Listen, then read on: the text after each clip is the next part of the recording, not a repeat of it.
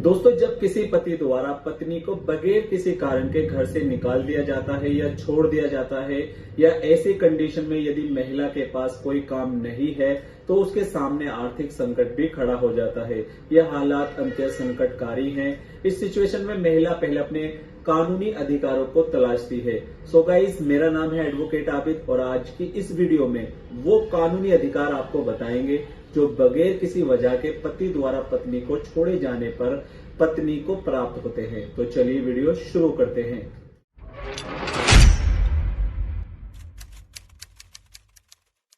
दोस्तों, भारतीय कानून ने महिलाओं को अनेक अधिकार दिए हैं। उन अधिकारों में कुछ अधिकार ऐसे हैं जो एक पत्नी को प्राप्त होते हैं। पत्नी को बिना किसी कारण के छोड़े जाने पर अपने पति के विरुद्ध ये अधिकार प्राप्त हैं। तो इसमें सबसे पहले हम बात कर लेते हैं भारतीय दंड संहिता यानी आईपीसी की धारा 498A के बारे में। भारतीय दंड संहिता की धारा 498A पति और उसके रिश्तेदारों द्वारा की जाने वाली क्रूरता के विरुद्ध एक पत्नी को अधिकार देती है। ये एक संघीय धारा है जिस पर संबंधित पुलिस थाने से एफआईआर की जा सकती है अगर किसी महिला के साथ किसी भी प्रकार की फिजिकल या मेंटल क्रूरता की गई है, उसे टॉर्चर किया गया है, जैसे कि उसे गाली दी गई है, मारा पीटा गया है, दहेज के लिए ताने दिए गए हैं, रसोई घर में खाने को लेकर ताने दिए गए हैं, गहनों के लिए ताने दिए गए हैं, उसके माता पिता के बारे में गंदी और बुरी बातें कही गई हैं। ये सभी क्रूरता की श्रेणी में आता है। किसी महिला के साथ ये सब कुछ हुआ है, उसके पति ने उसे मारपीट कर घर से निकाल दिया है और दोबारा लेने नहीं आया है। ऐसी सिचुएशन में वो महिला पुलिस थाने में जाकर इसकी शिकायत कर सकती है। दंड प्रक्रिया 1973 यानी सीआरपीसी की धारा 154 के अंतर्गत एफआईआर करवाई जा सकती है। इसके लिए जरूरी नहीं है कि महिला का पति जिस थाना क्षेत्र में रहता है वहीं रिपोर्ट की जाए, बल्कि कोई भी ऐसी पीड़ित महिला अपने पिता के घर जाकर उस थाना क्षेत्र के अंतर्गत अपने पति की रिपोर्ट दर्ज करवा सकती है या अपने जिले की महिला थाने में जाकर धारा 498A के अंतर्गत मामला दर्ज करवा सकती है। अब बात कर लेते हैं हिंदू विवाह अधिनियम 1955 सेक्शन 9 के बारे में।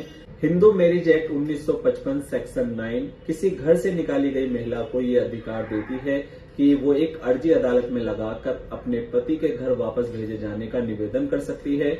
अगर किसी महिला को बगैर किसी वजह के उसके पति द्वारा घर से निकाल दिया गया है या उसे छोड़ दिया गया है, ऐसी कंडीशन में महिला को ये अधिकार बन जाता है कि वो पति के घर अगर वापस जाना चाहती है तो न्यायालय को इस मामले से अवगत कराकर सेक्शन 9 के अंतर्गत आवेदन देकर अपने पति के घर वापस जा सकती है। कोर्ट ऐसी महिला के पति को यह आदेश करता है कि वो अपनी पत्नी को वापस अपने घर लेकर जाए और एक पत्नी के रूप में उसे अपने साथ रखे और अपने दाम्पत्य अधिकारों की पुनर्स्थापना करे।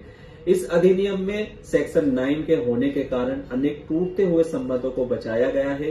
विवाह को बिगड़ने से पहले ही बचाया जाए, इसके लिए हिंदू विवाह अधिनियम में व्यवस्था की गई है। कोई भी पीड़ित पत्नी ये आवेदन उस कोर्ट में लगा सकती है जहां वो निवास करती है। अगर वो अपने माता पिता के घर रह रही है तो वहां से भी ये आवेदन लगाया जा सकता है। जैसे अगर कोई महिला के माता पिता लखनऊ में रहते हैं और पति का घर चेन्नई में है, ऐसी स्थिति में महिला लखनऊ जहां उसके माता पिता के साथ निवास कर रही है वहां की कुटुंब न्यायालय या जिला न्यायालय में ये बात दायर कर सकती है। अब बात कर लेते हैं घरेलू हिंसा अधिनियम 2005 के बारे में। विवाहित स्त्रियों के अधिकारों की रक्षा के लिए ये अधिनियम भारत में मील का पत्थर साबित हुआ, क्योंकि इस अधिनियम ने बहुत से लाभ विवाहित महिलाओं के लिए किए हैं। विवाहित महिलाओं के अधिकारों को सुरक्षित करने में इस अधिनियम का महत्वपूर्ण स्थान है। घरेलू हिंसा अधिनियम की धारा 12 के अंतर्गत कोई भी ऐसी महिला जिसे उसके पति द्वारा घर से निकाल दिया गया है वो घर में पुनः प्रवेश पाने की अर्जी लगा सकती है। और साथ ही यदि अगर ऐसी महिला को दिए गए स्त्री धन पर उसके पति ने कब्जा कर लिया है तब वो महिला आवेदन में अपने स्त्री धन को वापस पाने की गुहार भी लगा सकती है। और यही नहीं बल्कि इस धारा के तहत भरण पोषण भी हासिल कर सकती है। किसी भी महिला के पास यह अधिकार है कि अगर वो अपने पति से अलग रह रही है या उसके पति उसे साथ नहीं रखता, बिना किसी कारण के उसके पति ने उसे छोड़ दिया है, ऐसी स्थिति में पत्नी पति से भरण पोषण ले सकती है। अब बात कर लेते हैं दंड प्रक्रिया संहिता 1973 सेक्शन 125 के बारे में। बगैर किसी कारण के घर से निकाली गई महिला के पास ये चौथा सबसे महत्वपूर्ण अधिकार है जिसमें ऐसी महिला अगर पति से अलग रह रही है तथा पति ने उसे अलग किया है, तब कोर्ट में आवेदन देकर दंड प्रक्रिया संहिता यानी सीआरपीसी की धारा 125 के तहत पति से भरण पोषण की मांग कर सकती है।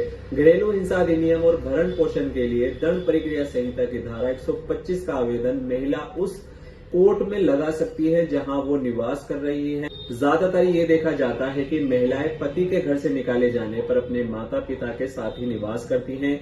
इसलिए ये कहा जा सकता है कि ऐसी महिलाएं अपने माता पिता के निवास स्थान के क्षेत्र की अदालत में मेंटेनेंस के लिए आवेदन लगा सकती है। जिस दिनांक से ऐसा आवेदन लगाया जाता है, कोर्ट महिला को उस दिनांक से भरण पोषण दिए जाने का आदेश करती है।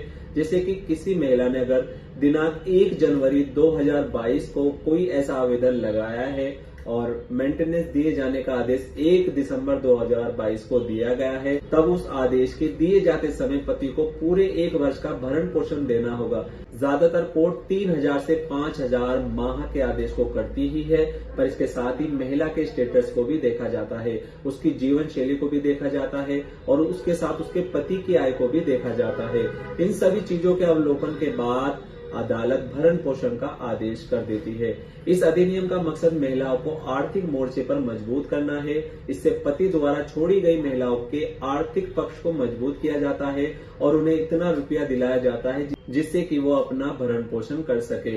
अगर पति द्वारा भरण पोषण के रुपए नहीं दिए जाते तब महिला उस पर वसूली का वाद दायर कर सकती है और कोर्ट गिरफ्तारी वारंट के जरिए पति को कोर्ट में उपस्थित कर पत्नी को रुपए दिलवाता है। ये सभी अधिकार एक भारतीय स्त्री को प्राप्त है। इसमें केवल हिंदू विवाह अधिनियम की धारा 9 हिंदू महिलाओं के मामले में ही लागू होती है। शेष सभी कानून भारत के सभी नागरिकों पर समान रूप से लागू होते हैं। हिंदू विवाह अधिनियम की धारा 9 के समान ही अन्य व्यवस्था ईसाई और मुस्लिम समुदाय में भी उपलब्ध है, वो महिलाएं भी उसका लाभ ले सकती हैं। सो गाइस, अब तो आप समझ गए होंगे। अगर आपके मन में अब भी कोई क्वेश्चन है तो आप कमेंट बॉक्स में कमेंट करके हमसे पूछ सकते हैं।